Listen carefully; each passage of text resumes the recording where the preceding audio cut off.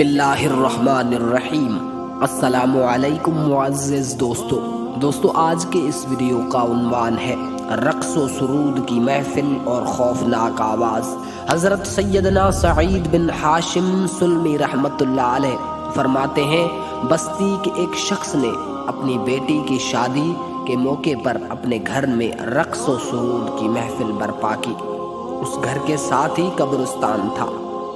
رات کو جب یہ محفل اپنے جوبن پر تھی تو اچانک لوگوں نے قبرستان سے ایک خوفناک آواز سنی جس سے ان کے دل دہل گئے اور وہ ایسے خاموش ہو گئے گویا انہیں سانپ سونگھ گیا ہو۔ پھر قبرستان سے کسی نے یہ اشعار پڑھے جن کا ترجمہ کچھ اس طرح ہے: اے لہو و لیب کے ناپائیدار لذتوں میں منہمک لوگوں، بے شک موت لہو و لیب کو ختم کر دیتی ہے۔ کتنے ہی ایسے تھے جنہیں ہم نے اس لذت میں مست دیکھا مگر وہ اپنے ہمراہیوں سے جدا ہو کر دنیا چھوڑ گئے۔ خدا کی قسم ابھی چند دن ہی گزرے تھے کہ دولہے کا انتقال ہو گیا۔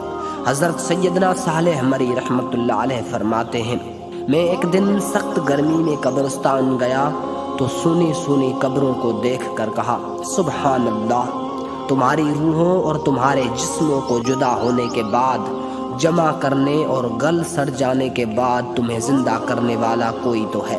اتنے میں ایک گڑھے سے آواز آئی، اے صالح، اس کی نشانیوں میں سے ہے کہ اس کے حکم سے آسمان و زمین قائم ہے، پھر جب تمہیں زمین سے ندا فرمائے گا جبھی تم نکل پڑو گے۔ یہ سن کر دہشت کے مارے میں منہ کے بل گر پڑا۔